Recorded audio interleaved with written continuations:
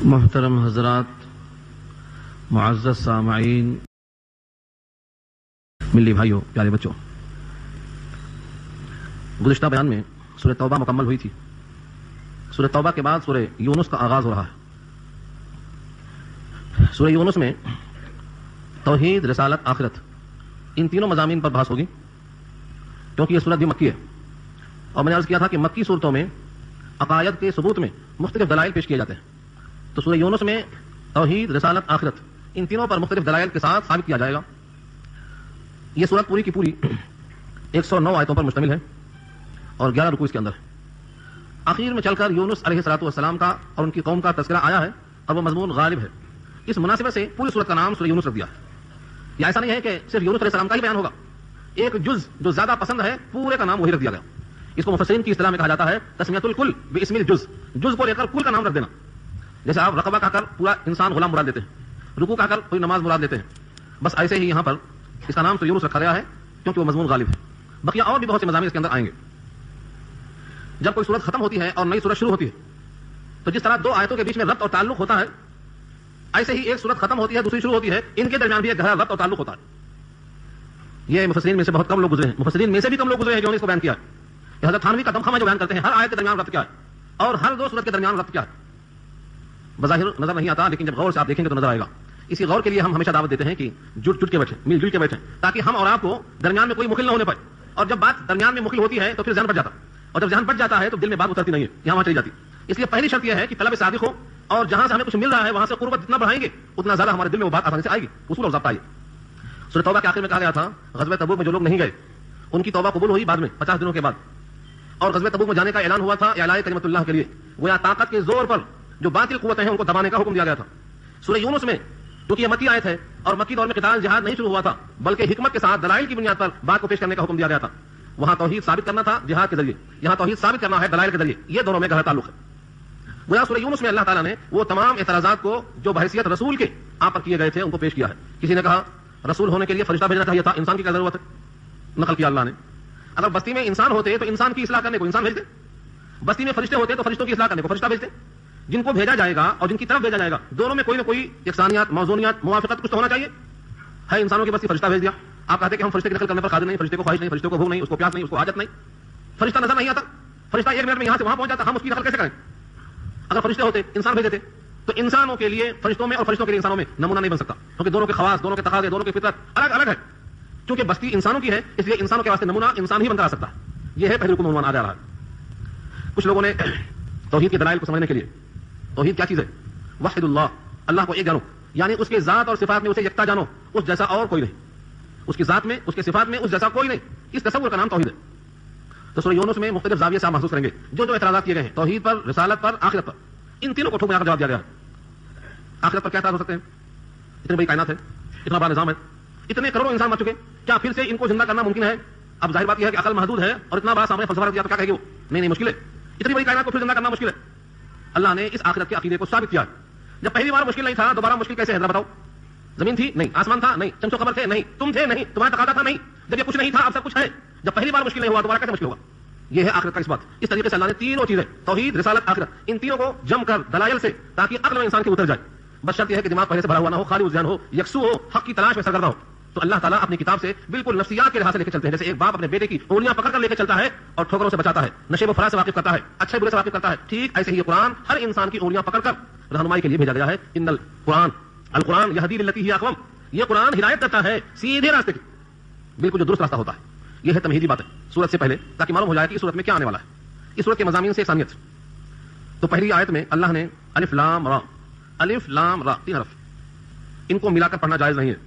تمام ائمہ جو تجوید سے واقف ہیں اور ماہر ہیں سب نے یہی کہا ہے کہ ان کو کاٹ کاٹ کر بغیر ملائے الگ الگ پڑھنا ہے۔ الف لام را، اس کو ملا کر کوئی پڑھنا چاہے نہیں، غلط ہے، وہ الگ الگ پڑھنا ہے۔ اس الگ الگ پڑھنے کی وجہ سے اس کا نام حروف مقطعہ رکھا، حروف جو کاٹ کر پڑھے جائیں ان کو مقطع، جمع مقطعات۔ قرآن کریم میں تقریباً 14 صورتوں کے شروع میں ایسے الفاظ آئے ہیں، کہیں الف لام میم، کہیں الف لام را، کہیں قاف ہا یا عین صاد، مختلف صورتوں کے شروع میں جو آئے ہیں ان کو حروف مقطعات کہا جاتا ہے۔ ان کے معنی بتائے نہیں گئے۔ کچھ لوگ کہتے ہیں اللہ کے نبی اور اللہ کے درمیان راز ہے، اور کچھ لوگ کہتے ہیں کہ اللہ نے اپنے نبی پر بھی ظاہر نہیں کیا تاکہ انسان اس کے اندر سرگردہ رہے، تحدی اور چیلنج ہے۔ اگر اللہ کے نبی پر ظاہر کر دیا جاتا اور آپ نہ بتاتے تو لوگ کہتے کہ نبی نے کچھ بتایا کچھ چھپایا۔ یہ مختلف اقوال مفسرین کے ہیں، لیکن سیدھی سادی بات یہ ہے اللہ نے اپنے نبی کو بتایا یا نہیں بتایا ہم کو نہیں معلوم. ہم کو ہمارے نبی نے اس کا مطلب نہیں بتایا, کسی تابعی نے کسی صحابی نے ہم سے اس مطلب کو واضح نہیں کیا. اس کا صاف مطلب یہ ہے کہ اللہ کے نبی نے اس آیت کا کہیں بھی مطلب واضح نہیں کیا. لہذا دو باتوں میں سے ایک بات ضرور ہے, جس کا جاننا ضروری سمجھا اللہ کے نبی نے بتا دیا, اور جس کا جاننا ضروری نہیں سمجھا اس کو آپ نے نہیں بتایا. جب ضروری نہیں سمجھا تو پھر ہمیں کھود کریت کر کے اس کا حاصل کرنا ضروری کیسے ہوگا؟ لہذا خاموشی بہتر ہے. یہ جمہور مفسرین کی رائے ہے, جمہور مفسرین کی رائے یہ بڑے بڑے ائمہ تابعین ان کی مختصر یہی رائے ہے کہ جب نبی نے اس کو ضروری نہیں سمجھا, صحابی نے اس کو واضح نہیں کیا, تابعی نے بتایا نہیں, تو ہمیں کھود کر احتمالات کی دنیا میں جا کر یہ بھی ہو سکتا, یہ بھی ہو سکتا, شاید یہ ہو شاید وہ, ان احتمالات اور تعویلات میں جانے کی کیا ضرورت ہے؟ لہذا خاموشی ہمارے واسطے بہتر ہے. تلک آیات الکتاب الحکیم, تلک یہ اشارہ کرتا ہے, اس میں اشارہ کہلاتا ہے. جیسے ذالکا مانے وہ اور تلکا مانے بھی وہ. ذالکا مذکر کے لیے آتا اور تلکا مؤنث کے لیے آتا. جیسے آپ عربی انگریزی میں ہی اور شی کا فرق سمجھتے ہوں گے, بس ایسے ہی مذکر مؤنث کا فرق یہاں بھی ہے. تلکا مؤنث کے لیے, ذالکا مذکر کے لیے آتا ہے. تلکا سے مراد وہ ترجمہ کیا ہے, یہ لوگ کہتے ہیں ترجمہ وہ ہونا چاہیے. یہ اکثر لوگ پوچھتے ہیں جب بھی غور کرتے ہیں لوگ. شروع میں ہم سورہ بقرہ کے شروع میں چکا تھا ذالک الکتاب, وہاں بتا چکے ہیں, لیکن اس وقت لوگ اس میں سے بہت نہیں تھے, بہت نئے لوگ آ گئے. جو کتاب ہمارے سامنے ہے یہ کتاب در حقیقت اس کتاب کی نقل ہے جو اصل کتاب ہے. اور اصل کتاب کہاں ہے؟ لوح محفوظ میں ہے. لوح محفوظ میں ہے, لا یمسہ الا المطہرون, وہاں کسی کے ہاتھ نہیں پہنچتے سوائے پاکیزہ فرشتوں کے. اس کتاب کی طرف اشارہ ہے ذالکا اور تلکا سے. اگر ذالکا ہے تو وہ کتاب, اور تلکا ہے تو اس کتاب کی آیتیں, کیونکہ آیتیں مؤنث ہے. آیتن جس میں تے لگ جائے وہ مؤنث کی پہچان ہے. تو وہ آیتیں جو لوح محفوظ کے اندر درج ہے, جس کو اللہ نے فرشتے کے ذریعے نقل کر کے قلب مصطفیٰ پر نازل کیا اور آپ کی زبان اقدس سے نکل کر وجود میں آیا, اور وہاں سے تابعین کے ذریعے درجہ بدرجہ آج ہمارے ہاتھ میں موجود ہے, ہمارے بچوں کے سینے میں محفوظ ہے. آج کروڑوں انسان نے اپنے سینے کے اندر محفوظ کر لیا ہے. تو تلکا سے اشارہ اس لوح محفوظ کی طرف جاتا ہے. یہ وہ کتاب ہے یا یہ وہ کتاب کی آیتیں ہیں, اس لیے ذالکا آئے گا اور تلکا آئے گا. تلکا آیات الکتاب الحکیم, وہ آیتیں, آیات جمع ہے آیت واحد ہے. نشانی کو بولتے ہیں. کس چیز کی نشانی؟ نشانی کے معنی آتے ہیں پہچان, علامت کے. یہ آیت ہے, یہ نشانی ہے. کس کی نشانی ہے, کس چیز سے آئی ہے؟ الکتاب سے مراد قرآن, اور الحکیم اس کی صفت ہے حکمت والی کتاب یعنی قرآن. قرآن کریم کے بہت سے نام ہیں. قرآن کریم کے تقریباً آپ ناموں کو شمار کرتے جائیں گے تو مختلف ناموں سے اللہ نے یاد کیا ہے. کہیں اس کتاب کو حکمت والی کہا, اور اس کی آیتوں کو متشابہ کہا, کہیں اس کی آیتوں کو محکم کہا, کہیں اس کی آیتوں کو مفصل کہا.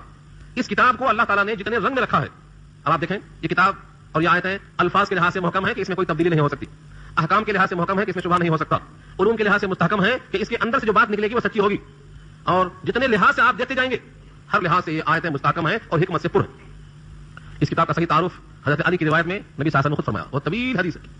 اس حدیث میں کہا گیا ہے, وہ حدیث انشاءاللہ جب موقع آئے گا قرآن کریم کی فضیلت آگے آ رہی ہے ان جگہوں میں اس کو پیش کروں گا, پورے متن کے ساتھ صرف وہی حدیث سنانے کے لائق کم سے کم اس کے واسطے 1 گھنٹہ درکار ہے.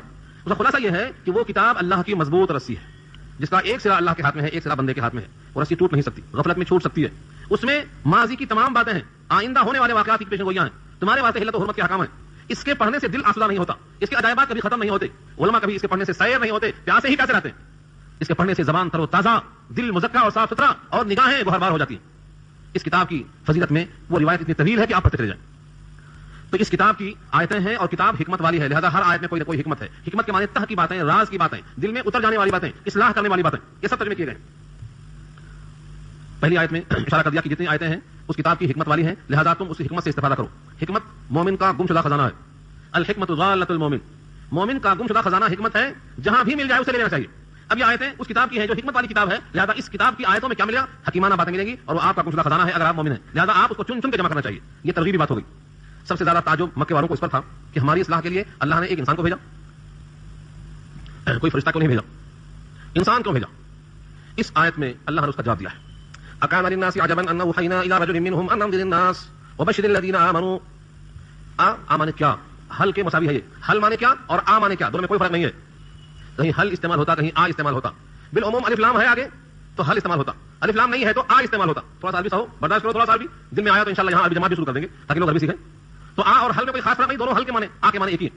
آ معنی کیا, کانا معنی ہے, للناسی لوگوں کے لیے, عجباً تعجب کی چیز, قابل تعجب ہے, ان یہ کہ اوحینا وہی بھیجا ہم نے, الی رجل منہم ان میں سے ایک مرد کی طرف, الی رجل منہم ان میں سے ایک رجل کی طرف یعنی شخص کی طرف ہم نے بھیجا. ان انذر الناس یہ کہ ڈر سنا دے لوگوں کو, وبشر الذین آمنوا اور بشارت دے دے ان کو جو ایمان لے آئے. کس بات کی بشارت؟ ان لهم قدم صدق عند ربهم کہ بے شک ان کے لیے سچا مقام ہے ان کے رب کے پاس. قال الکافرون, کافروں نے سن کر کہا ان هذا بے شک یہ لساحر مبین, البتہ صریح جادوگر ہے. پوری آیت کا ترجمہ لفظ سنا آپ نے, پہلا ٹکڑا جس میں کہا گیا ہے کیا لوگوں کو اس بات پر تعجب ہے کہ ہم نے ان میں سے ایک آدمی کی طرف اپنا حکم بھیجا کہ لوگوں کو ڈر سنا دے اور ماننے والے مومنوں کو بشارت سنا دے. کیا تم پر اس پر تعجب ہو رہا ہے؟ مکے والے کہتے تھے کوئی فرشتہ کیوں نہیں بھیجا؟ مکے والوں کے پاس فرشتہ کیوں نہیں بھیجا؟ ہمارے پاس ہماری اصلاح کے لیے ایک انسان کو کیوں بھیجا؟ ایک مرد کو کیوں بھیجا؟ ایک رجل کو کیوں بھیجا؟ اس کا دو جواب دیا اللہ نے، ایک تو یہاں اور ایک پیچھے گزر چکا ہے سورہ انعام میں۔ اللہ فرماتے ہیں اگر بجائے انسان کے ہم فرشتہ بھیج دیتے تو دو شکل تھی، یا تو وہ فرشتہ اپنی اصلی شکل میں آتا تو اسے کوئی دیکھ نہ پاتا، وہ کسی کو نظر نہیں آتا، اس سے کوئی میل جول نہیں کر پاتا، اس کی کوئی نقل نہیں کر پاتا، کسی کو نظر آتا ہی نہیں تو اس کی تقلید کیسے کرتا؟ اور اگر اس فرشتے کو ہم اصلی شکل کے بجائے بشکل انسان بھیج دیتے، جیسا مریم کے پاس جبریل کو بشکل مرد بھیجا تھا جب وہ حمام میں نہا رہی تھی، سورہ مریم میں اللہ نے کہا ہے فتمثل لها بشرا سویا، وہ فرشتہ جبریل متشکل ہو کے ڈھل کے بشرا سویا ایک خوبصورت نوجوان کھڑا ہوتا ہے۔ مریم ڈر جاتی ہے اور کہتی ہے انی اعوذ بک، میں تم سے پناہ مانگتی ہوں، انی اعوذ بالرحمن منک، میں رحمان کی پناہ چاہتی ہوں تیرے شر سے، ان کنت تقی، اگر تو ڈرنے والا ہے۔ انہوں نے کہا ڈرتی کیا ہو، رحمان ہی نے بھیجا ہے، ان کی پناہ چاہ کر فائدہ نہیں، میں خود سے کچھ نہیں کرنے والا ہوں، ان کے حکم سے آیا ہوں۔ قصہ طویل ہے، مجھے دکھانا صرف یہ تھا کہ بشکل مرد فرشتہ ڈھل سکتا ہے۔ الفیۃ الحدیث میں جو حدیث مشہور ہے حدیث جبریل، وہاں بھی جبریل بشکل انسان آئے، دہیا کلبی صحابی کی شکل میں آئے اور نبی کے پاس بیٹھ کر سوال جواب کیے۔ اسے بتانا یہ ہے کہ فرشتہ مرد کی شکل میں آ سکتا ہے۔ کون جانتا کہ یہ فرشتہ ہے کہ مرد ہے؟ جب وہ مرد کی شکل میں ہے تو مرد نظر آئے گا، یہ فرشتہ ہے جب تک نہ کہا جائے کون پہچانتا؟ چنانچہ حضور صلی اللہ علیہ وسلم نے جب بتایا، ابھی آئے تھے، کون تھے معلوم نہیں؟ معلوم، کہا یہ جبریل تھے، تمہیں تمہارا دین سکھانے آئے تھے، تب لوگوں کو معلوم ہوا کہ تو انسان نہیں تھے۔ تو اگر فرشتہ انسانوں کے پاس نبی بن کر رسول بن کر آتا اپنی اصلی شکل میں تو کوئی دیکھتا نہیں، اور انسان کی شکل میں آتا تو کون جانتا کہ انسان ہے کہ فرشتہ ہے؟ پھر فرشتے کو خواہش نہیں، فرشتے کو بھوک نہیں، فرشتے کو پیاس نہیں، اس کی نقل کرنے کا ہم پابند بنائے جاتے اگر تو ہم اس کی پابندی نہیں کر سکتے تھے۔ اس لیے اللہ نے انسان کی اصلاح کے لیے انسان کو بھیجا۔ وَلَوْ جَعَلْنَاهُ مَلَكًا لَجَعَلْنَاهُ رَجُلًا وَلَلَبَسْنَا عَلَيْهِمْ مَا يَلْبِسُونَ، یہ ہے انعام، انسان بنا کر بھیجتے یا فرشتہ بنا کر بھیجتے، شبہ باقی رہتا لوگوں کا۔ اس لیے ہم نے اس فرشتے کو نہیں بھیجا، انسانوں کی اصلاح کے لیے انسان کو بھیجا تاکہ انسان کے لیے نمونے کامل انسان بن کر دکھائے۔ چنانچہ ان لوگوں کی بات پر اللہ کو خود تعجب ہے، ان کا یہ تعجب خود بجائے تعجب کی جگہ ہے۔ انسان کی اصلاح کے لیے، انسانوں کے واسطے نمونہ بنانے کے لیے اگر انسان نہیں آئے گا تو کون آئے گا؟ اس لیے ان کے اس تعجب پر تعجب ہے۔ اکان للناس عجبا، کیا ہے مکے والوں کو تعجب؟ ان اوحینا، کہ ہم نے وہی بھیجا، الی رجل منہم، ان میں سے ایک مرد کی طرف۔ یہ منہم کا لفظ ہے کہ انہی میں سے، یعنی مکے والوں میں سے، عربی نسل میں سے ایک آدمی کو اللہ نے وہی بھیج کر اپنے حکم سے باخبر کیا تاکہ مکے والوں کو ڈرائے۔ یہاں کئی چیزوں میں اشکال لوگوں کو ہوتے ہیں، کئی چیزوں میں، اور مختلف لوگ باتیں چھیڑتے ہیں، غیر ضروری۔ سیدھا سادہ لفظ ہے کہ اللہ تعالیٰ نے انسانوں کی اصلاح کے لیے انہی میں سے ایک انسان کو بحیثیت رسول کے منتخب کر لیا ہے تاکہ وہ نمونہ کامل بنے کہ اس کی نقل کر لو، اللہ کے محبوب بن جاؤ گے۔ یہ ہے مقصد۔ اب کوئی اگر اس میں شکلیں پیدا کرے، رسول بشر تھے یا نور تھے یا جن تھے یا فرشتے تھے، یہ کوئی بحث قرآن نے نہیں کی ہے، یہ صرف الجھانے کی بات ہے، صرف الجھانے کی بات ہے۔ اللہ کے نبی صلی اللہ علیہ وسلم دنیا میں ایسا ہی وجود میں آئے جس طرح عام انسان دنیا میں وجود میں آتا ہے، جس طرح سارے انبیاء وجود میں آئے۔ آپ کی ماں تھیں، آپ کے والد تھے، آپ کے دادا تھے، آپ کی نانی تھی، آپ کی بیٹیاں تھیں، آپ کے داماد تھے، آپ کا دانت ٹوٹا، آپ کے جسم سے خون نکلا، آپ کے جسم سے خضرات خارج ہوئے، بالکل انسانوں کی طرح تھے۔ فرق کہاں ہوتا ہے؟ وہی آتی تھی وہاں اور کسی کے پاس وہی نہیں آتی۔ وہاں اللہ کا پیغام آتا تھا، یہاں کسی کے پاس پیغام نہیں آتا۔ وہاں معجزات ظاہر ہوتے تھے، یہاں معجزات ظاہر نہیں ہو سکتے۔ وہاں اللہ کی طرف سے خصوصی عنایات تھی، بحیثیت بشر کے، بحیثیت مرد کے، ہر قدم پر رہنمائی موجود تھی۔ جب آپ انگلی اٹھاتے تو چاند دو ٹکڑے ہو جاتے، یہ اللہ کا خصوصی انعام تھا۔ پیاس لگی، گلاس میں اپنے ہاتھ رکھا، انگلیوں سے پانی کے فوارے چھوٹ جاتے۔ آٹا کم تھا، لوہا پہ دھیان ٹپکایا، 300 آدمی نے کھانا کھا لیا۔ بکری تھوڑا سا 2 آدمی کے حصے کے بقدر تھی، آپ نے اس کو ڈھانپ کے کھایا تو 300 لوگوں نے کھانا کھا لیا۔ میں نے آپ سے بحث کیا تھا، یہ سب معجزات ہیں۔ ان معجزات کی بنا پر نبی کے انسان ہونے کا انکار کرنا قطعاً غلط ہے۔ آپ کے جسم سے خوشبو آتی تھی، یہ خصوصی انعام تھا۔ پسینے میں خوشبو آتی تھی، یہ خصوصی انعام تھا۔ آپ کے جسم کے ہر حصے سے خوشبو آتی تھی، اس کا مطلب یہ نہیں کہ آپ انسان نہیں تھے، فرشتہ ہو گئے تھے۔ فرشتہ کہنا نبی کی توہین کرنا ہے۔ فرشتے کے تو وہاں پر چلتے تھے اور سب سے بڑے فرشتے کے پر چلتے تھے جہاں سے نبی صلی اللہ علیہ وسلم آگے تشریف لے گئے تھے۔ فرشتہ کہنا آپ کی توہین کرنا ہے، فرشتوں کا مقام آپ سے بہت پیچھے۔ جبریل نے بڑی عاجزی سے کہا تھا اگر میں یہاں سے ایک قدم آگے جاؤں گا تو میرے پاؤں، میرے پر 600 پر ہیں، پورے جل کر خاکستر ہو جائیں گے۔ یہاں سے صرف آگے آپ ہی جا سکتے ہیں اور آپ کے رب کی ملاقات ہو سکتی ہے۔ جبریل سب سے بڑا نوری فرشتہ ہے، یہاں سے آگے نہیں جا سکتا ہے۔ تو اللہ کے نبی کی تمام خصوصیات، تمام ہدایات، تمام روحانی ملکات، ان کا کوئی انکار نہیں کر سکتا ہے، لیکن ان وجوہات کی بنا پر آپ کو انسان نہ ماننا، آپ کو مرد نہ ماننا اور آپ کو جن سے بشر سے خارج کر دینا، یہ قرآن کریم کی آیتوں کا انکار ہے۔ ایک آیت نہیں، ایسی 10 آیتیں موجود ہیں۔ یہ آیت آپ کے سامنے آگے سورہ یونس کی، آگے آیت انشاءاللہ سورہ بنی اسرائیل پارہ 15 میں آ رہی ہے، یہی الفاظ کے ساتھ، اسی رسول کے ساتھ۔ جن جن جگہوں میں لفظ آتے رہیں گے ہم آپ بتائیں گے انشاءاللہ، خاص طور سے سورہ انبیاء پارہ 17 کے اندر جتنے رسول کو ہم نے بھیجا آپ سے پہلے سب مرد تھے۔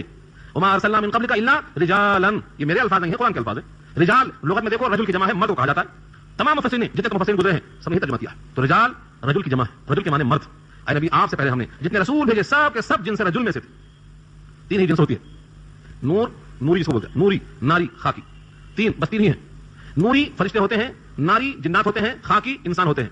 جتنے رسول آئے سب خاکی میں آئے، انسانوں میں آئے، نہ نوری میں آئے نہ ناری میں آئے۔ تمام رسول کس میں آئے؟ خاکی میں آئے۔ یہ کس نے کہا؟ سورہ انبیاء پارہ 17، وما ارسلنا من قبلک الا رجالا نوحی الیہم، ہم نے وہی بھیجا ان کی طرف۔ تو اس آیت میں اللہ نے ان لوگوں پر تنبیہ کی ہے کہ جن کو تعجب ہے اس بات پر کہ ہم نے انہی میں سے ایک آدمی پر وہی بھیجا۔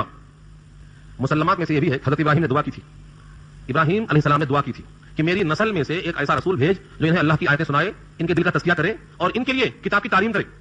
جن صفتوں سے متصف رسول مانگا تھا انہوں نے پہلے پارہ میں, پہلے پارے کے اندر ربنا وابعث فیہم کے ذریعے اللہ نے انہی صفات والا رسول بھیجا سورہ آل عمران چوتھا پارہ کے ذریعے, اور انہی صفات پر ہمیشہ آپ گامزن رہے سورہ جمعہ پارہ 18 کے ذریعے. وہی 3 صفتیں, تلاوت کتاب, تعلیم کتاب. وہاں لفظ کیا ہے؟ رسولا منہم, رسولا منہم, انہی میں سے رسول بھیج, یعنی ابراہیم کی اولاد میں سے. چنانچہ آپ خود کہتے تھے جدی ابراہیم, میرے دادا ابراہیم ہے, میں ابراہیم کی نسل سے ہوں. ابراہیم کے خاندان میں 4 پشتوں تک نبی آئے, ابراہیم, اسماعیل, اسحاق اور یعقوب, اور اس کے بعد پھر کوئی نبی نہیں آیا. آخر میں جا کر محمد مصطفیٰ صلی اللہ علیہ وسلم پیدا ہوئے بنی اسرائیل میں. بقیہ بنی اسحاق میں سب نبی پیدا ہوئے, حضرت یوسف تک, حضرت موسیٰ تک, حضرت عیسیٰ تک سب پیدا ہوئے بنی اسحاق میں. وہ بھی ابراہیم کی اولاد, یہ بھی ابراہیم کی اولاد. حضرت اسماعیل کی اولاد میں ایک نبی ہے محمد صلی اللہ علیہ وسلم, اور یہودی چاہتے تھے کہ وہ بھی ان میں کیوں گئے, ہم میں آنا تھا, ہم اس لیے نہیں مانیں گے کہ ہم میں کیوں نہیں پیدا ہوئے. یہ وہ بنیادی حقائق ہیں جن کا انکار کرنا سورج کا انکار کرنا ہے. اس لیے انسانوں کو اس پر تعجب نہیں کرنا چاہیے, یہ تو اللہ کی منشا ہے. انسانوں کے واسطے نمونہ انسان ہی بن سکتا ہے. آگے فرمایا 2 باتیں بڑی خاص.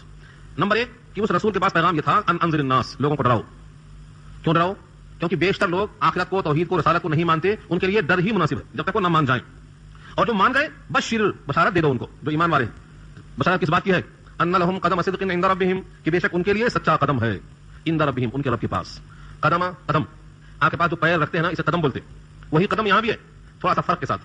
قدم جمانا اردو کا محاورہ ہے. تو قدم صدق کے معنی سچا قدم, سچا مرتبہ, سچی منزلت, سچا عہدہ اور سچا مقام, سچی بلندی, سچی رفعت ان کے رب کے پاس ہے.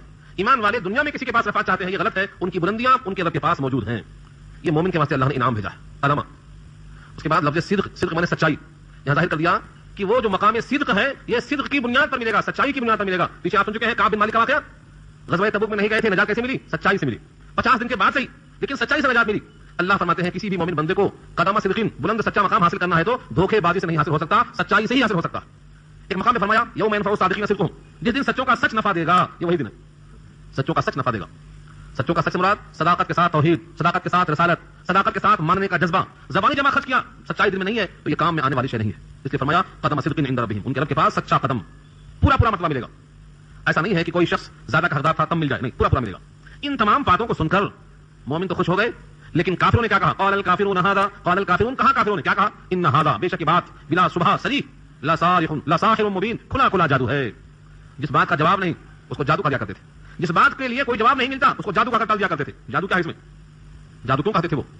فرمایا کہ جادو اس لیے کہتے تھے جیسے کہ کوئی بات جادو اثر کرتا ہے, جادو جیسے اثر کرتا ہے ایسے نبی کی یہ بات لوگوں پر اثر کرتی تھی, تو اس کلام کو ہی جادو کہہ دیا. خود ہمارے نبی صلی اللہ علیہ وسلم نے بعض بیان جادو ہوتا ہے. ان من البیان لسحرا, یہ حضور کے ارشاد ہے, ان من البیان لسحرا, بے شک بعض بیان جادو ہوتے ہیں. جس طرح جادو اثر کرتا ہے ایسے وہ بیان اثر کرتا ہے.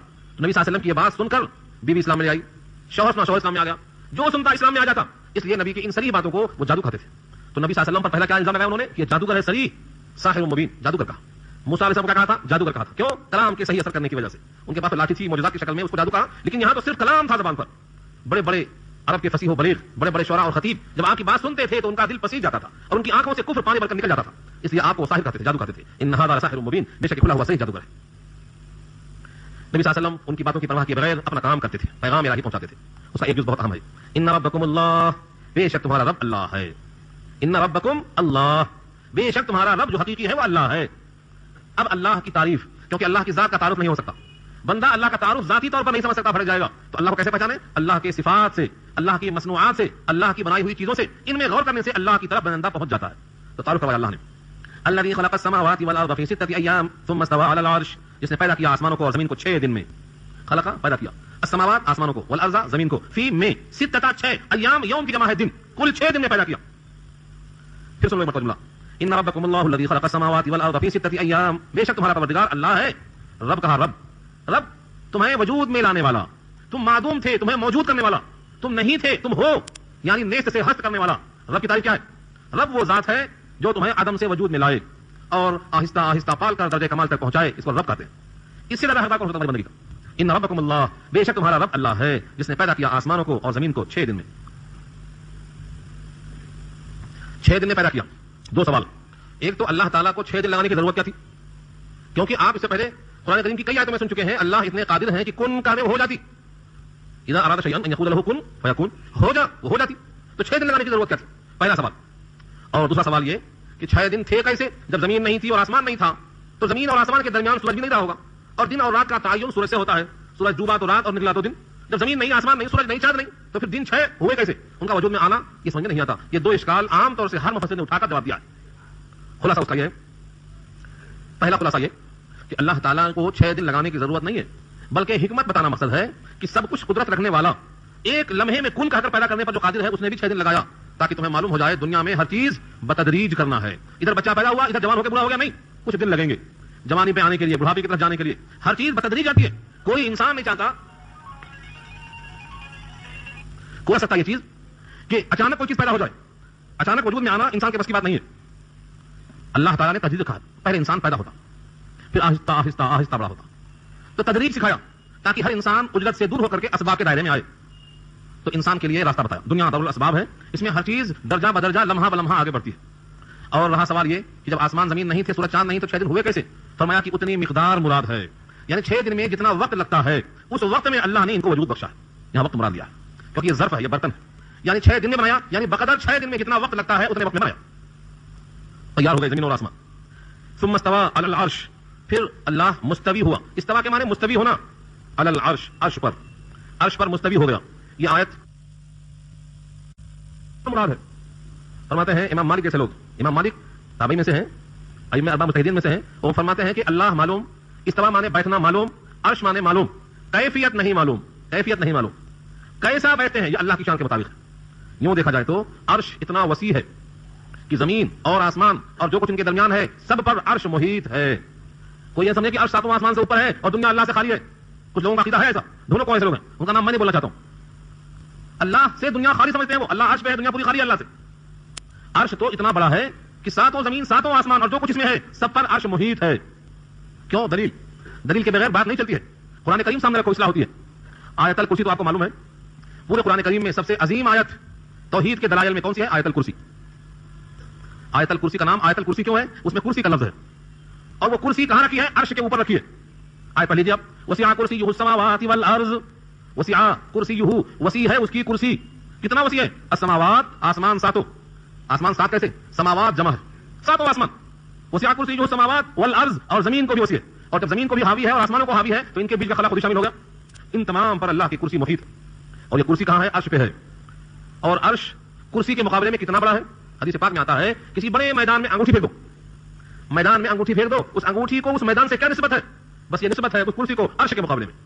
تو اتنا بڑا عرش ہے, کرسی اتنی بڑی ہے کہ زمین اور آسمان کی وسعتوں کو گھیرے ہوئے ہے. خود اللہ نے فرمایا ہے سورہ زخرف میں آیت نمبر 84 میں, وهو الذی فی السماء الہ وفی الارض الہ, وہی اللہ ہے جس کی بندگی آسمانوں میں ہوتی ہے اور زمین میں ہوتی ہے. تو اللہ اپنے عرش پر ہیں, لیکن عرش ان کا محدود نہیں ہے, ساری کائنات کو محیط ہے. اور عرش پر اپنی شان کے مطابق ہے, کیونکہ اللہ کو اگر عرش پہ آپ مانے کسی ایک سمت میں ہے باقی سمتوں میں نہیں ہے تو اللہ کا محدود ہونا لازم آئے گا. یہ عیب ہے, اللہ پاک ہے عیب سے. اللہ کرسی پر بیٹھا ہے, تشبیہ اگر دیں گے کہ بیٹھک کی طرح بیٹھا ہے تو معلوم کیا ہوا؟ وہ معلق ہے, معلق ہونا عیب ہے. کسی کرسی میں سمانا, کسی عرش میں سما جانا, یہ محدود ہونا ہے. اللہ لا محدود ہے, محدود نہیں ہو سکتا. تو ان بندے کی عقل فہم اس کی کیفیت سے واقف نہیں ہو سکتی ہے. ہاں میں نے عرض کیا تھا اس سے پہلے, اللہ عرش پر مستوی ہیں. مستوی کیسے ہیں یہ انہی کو معلوم. البتہ یہ عرش اور کرسی اتنی وسیع ہے کہ 7 زمین 7 آسمان اس کی وسعتوں میں سما جاتے ہیں. لہذا اللہ کی ذات نے ہر چیز کو گھیر رکھا ہے. کوئی شے اس کی قدرت سے, اس کے علم سے, اس کے ارادے سے, اس کی مشیت سے باہر نہیں جا سکتی. اس سے پہلے یہ بات پیچھے آ چکی ہے سورہ اعراف کے حوالے سے, سورہ اعراف میں بات آ چکی ہے, اور آگے پھر انشاءاللہ سورہ طٰہٰ پارہ 16 میں پھر آئے گی, سورہ حدید 27 میں آئے گی, کئی مقام پر یہ بحث آئے گی. فی الوقت 2 باتیں یاد رکھ لو. اللہ کی 7 صفتیں 7 صفات کمالیہ ذاتیہ ہیں. اللہ کے وجود سے, اللہ کی ذات سے یہ الگ نہیں ہو سکتی. یہ ذات اور یہ صفات دونوں ایک چیز کا نام نہیں ہے, لیکن دونوں متصل ہیں, جدا نہیں ہو سکتی. اللہ کی ذات سے اللہ کا علم متصل ہے, جدا نہیں ہو سکتا. اللہ کی ذات سے اللہ کی حیات جدا نہیں ہو سکتی. اللہ کی ذات سے اللہ کی قدرت الگ نہیں ہو سکتی. اللہ کی ذات سے اللہ کی مشیت الگ نہیں ہو سکتی. اللہ کی ذات سے اللہ کا تکلم الگ نہیں ہو سکتا. اللہ کی ذات سے اللہ کی سماعت الگ نہیں ہو سکتی. یہ 7 صفات کمالیہ ذاتیہ اللہ کی ذات سے متصف ہیں, الگ نہیں ہو سکتے. جو لوگ یہ کہتے ہیں کہ اللہ تو عرش پہ ہے اور اس کا علم زمین پہ ہے, وہ سمجھتے ہیں کہ اس کے علم میں اس کی ذات میں کچھ فاصلہ ہے, کچھ دوری ہے. نعوذ باللہ من ذالک. اللہ اپنے ذات اور صفات سے الگ کیسے ہو سکتا ہے؟ اللہ کی ذات اللہ کی صفات میں اتصال ہے, انفطاق نہیں ہو سکتا. ان تشریحات کے بعد آگے چلیں. اللہ مستوی عرش ہے, یدبر الامر, تمام معاملات کی تدبیر کرتے ہیں. یدبر الامر, تدبیر کرتے ہیں کس کی؟ الامر کی. کچھ لوگ سمجھتے ہیں کہ اللہ نے ایک مرتبہ کائنات پیدا کر دیا, پھر عقل عاشر کو پیدا کر دیا, اب وہ سارے کام کو دیکھ لیتی ہے, اب اللہ کی ضرورت نہیں چھٹی. اللہ فرماتے ہیں نہیں, اللہ کو کسی کی طرف سے چھٹی کی ضرورت نہیں. یدبر الامر, اللہ تعالیٰ خود تدبیر کرتے ہیں تمام معاملات کی, کسی کی انہیں کوئی حاجت نہیں. کچھ لوگوں کا عقیدہ ہے کہ خیر کا خالق ہے, وہ شر کا خالق ہے. نہیں, ہر چیز کا خالق اللہ ہے. خالق کل شیء, خالق کل شیء, ہر چیز کو پیدا کرنے والا وہی ہے.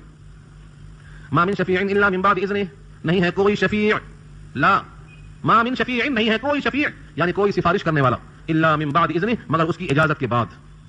یہ ٹکڑا کیسا صاف ہے، کتنا صریح ہے. اللہ کی اجازت کے بغیر کوئی سفارش کرنے والا شفیع نہیں ہے. یعنی اللہ کی حکومت میں شرکت، اللہ کی بادشاہت میں دخل تو بہت دور کی بات ہے، اس کی اجازت کے بغیر کوئی سفارش کرنے پر قادر نہیں. اس آیت کا مضمون اور مقامات اللہ نے فرمایا ہے لا یملکون منہ خطابا، اس سے بات کرنے کی کسی کو جرات نہیں. اور سورہ مدثر میں فرمایا ہے اللہ تعالیٰ کے پاس کسی سفارش کرنے والے کی سفارش مفید نہیں ہے. کوئی سفارش کرنے کی جرات نہیں کرے گا، بات کرنے کی جرات نہیں کرے گا، اور کوئی سفارش کر بھی دیا تو وہ مفید نہیں ہوگی. سورہ مدثر پارہ 29 آیت نمبر 40 سے دیکھ لیں آپ. کسی بھی سفارش کرنے والے کی سفارش نفع نہیں دے گی. تو اللہ کے سامنے سفارش کون کرے گا؟ جس کو آپ اجازت دیں گے. کس کو دیں گے اجازت؟ جو اس کا استحقاق رکھتا ہو اور جس کے متعلق سفارش کریں گے اس میں اس کی اہلیت ہو. صرف مومن کے حق میں سفارش کی جا سکتی ہے، غیر مومن کے حق میں سفارش کوئی نہیں کرے گا. اس سے پہلے مثال دیا تھا میں نے، ابراہیم جیسے وفادار پیغمبر اپنے باپ والد کے حق میں بھی سفارش نہیں کریں گے، برات کا اعلان کر دیں گے. تو جس کے حق میں سفارش کی جائے اس کا مومن ہونا شرط ہے. سفارش کرنے والے کے لیے اللہ کی طرف سے یہ آپ کی منشا معلوم ہو کر کرنا کہ آپ کے بارے میں حکم مل جائے، سفارش کر سکتے ہو، بات کر سکتے ہو. اس پر طویل کلام ہے. جب شفاعت کبریٰ کا منظر ہوگا تو اللہ کے نبی سجدے میں گر جائیں گے. طویل حدیث ہے، بخاری میں بھی ہے، ترمذی میں بھی ہے. ساری کائنات کے انسان سفارش کرنے سے کترائیں گے. سارے انبیاء آدم سے لے کر حضرت عیسیٰ تک جن جن کے پاس جائیں گے ان کا نام بتایا ہے، یہ عذر کریں گے، یہ عذر کریں گے، یہ عذر کریں گے. آخر میں سید الانبیاء محمد مصطفیٰ صلی اللہ علیہ وسلم تشریف لے جائیں گے اور سجدے میں گر جائیں گے اور ایسی حمد اللہ کی بیان کریں گے کہ ویسی حمد آپ کی زبان پر اللہ نے اس سے پہلے کبھی نافذ نہیں کیا تھا. خصوصی حمد کے کلمات القا ہوں گے اور جب آپ حمد کے الفاظ کہیں گے تو اللہ مچل جائیں گے اور رحمت جوش میں آ جائے گی، غضب ٹھنڈا ہو جائے گا اور حکم ہوگا ارفع راسک، سلطوں تک سر کو اٹھائیے، سوال کیجیے، عطا کیا جائے گا. یہ حدیث بڑی طویل ہے، مسلم شریف کے اندر موجود ہے. اس روایت کا حاصل کیا نکلتا ہے؟ اجازت لیے بغیر کوئی زبان نہیں چلائے گا. اجازت ملے گی تب زبان چلے گی اور اس کے حق میں ملے گی اجازت کہ جو ایمان والا ہوگا. ایمان نہیں ہے تو سب برات کا اظہار کریں گے. ذالکم اللہ ربکم، یہ ہے اللہ تمہارا پروردگار جس کی اجازت کے بغیر کوئی شفیع نہیں. فاعبدوہ، اسی کی عبادت کرو. افلا تذکرون، کیا تم کو اتنا دھیان نہیں؟ یعنی ان دلائل کے سننے کے بعد کہ ان کی مرضی کے بغیر سفارش نہیں، تدبیر تمام کاموں کی وہی کرتے، مستوی عرش وہی ہیں، زمین و آسمان کی تخلیق 6 دن میں وہی کرتے ہیں، تمہارے وجود کو آدم سے وہی لانے والے ہیں، یہ سب دلائل سن کر تم کس کی بندگی میں لگے ہو؟ فاعبدوہ، اسی کی بندگی کرو. افلا تذکرون، کیا تم کو دھیان نہیں؟